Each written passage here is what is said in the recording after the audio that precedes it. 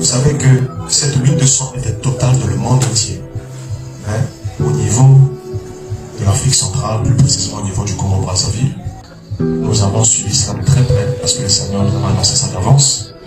Cette huile de sang totale a été vue dans notre pays de façon partielle. Et cela a sonné un écho par rapport à cette vision de l'éclipse partielle dont j'en parle, qui avait deux parties. Et vous voyez, la lune était en train de tourner, la lune était entrée dans le compte d'ombre de la terre, dans la vision. Et pendant que la lune entrait dans le compte d'ombre de la terre, je vois d'abord la lune tourner autour du nord de la terre. Et ensuite, c'est entré dans le compte d'ombre de la terre. Ça parle d'une éclipse totale, d'une lune de sang totale.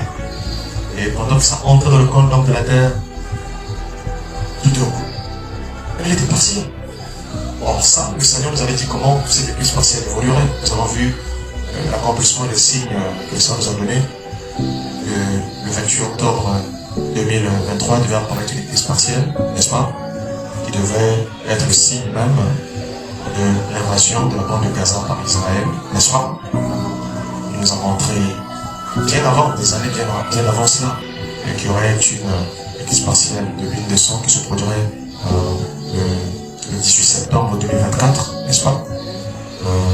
Et que cela devait être un marqueur temporel, c'est-à-dire qu'en ce moment-là, Israël déclencherait la guerre au Liban, envahirait même le Liban ensuite, et c'est ce que nous avons vu être accompli avec précision.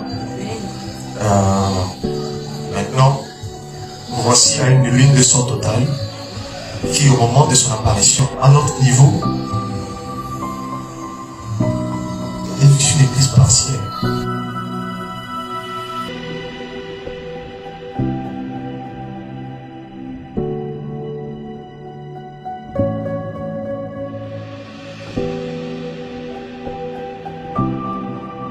En fait, elle est totale. Elle est à la fois totale et partielle.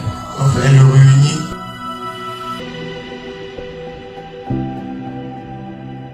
tout le cycle que nous avons vu, nous avait été montré aussi de l'huile de sang totale. Ça fait 2 ans qu'il n'y en a pas eu dans le monde. Et la toute dernière fois, c'était en 2022, n'est-ce pas? Et le 16 mai 2022, c'était visible dans ce pays, n'est-ce pas? Ce cumul de l'huile de sang totale et de l'éclipse partielle ont été confirmés en une date d'aujourd'hui, en un jour de la fête de Purim, pour nous montrer que oui, vous êtes arrivés à un développement final.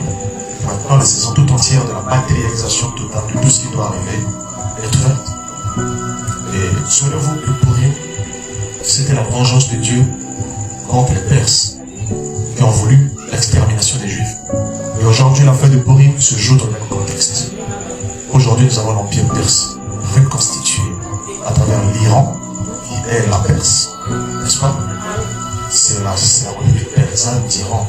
Et c'est le pays antique de l'Orient biblique, au-delà du fleuve Euphrate, qui subsiste encore jusqu'en ce jour.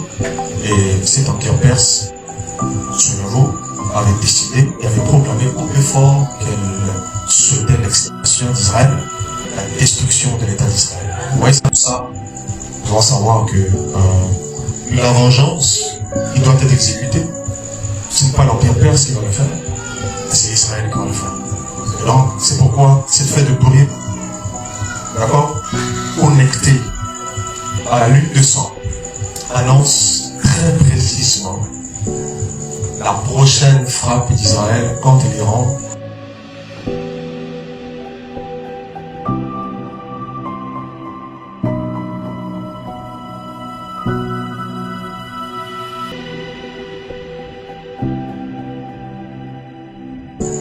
La prochaine frappe d'Israël contre l'Iran.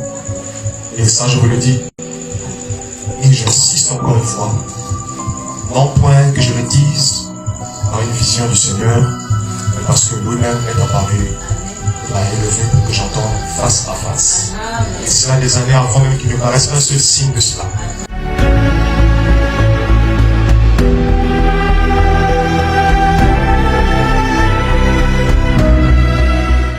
Le Seigneur nous parle. Véritablement, nous ne faisons pas du copier-coller. Amen. Nous disons exactement ce que le Seigneur a dit, bouche à bouche et d'oreille à oreille.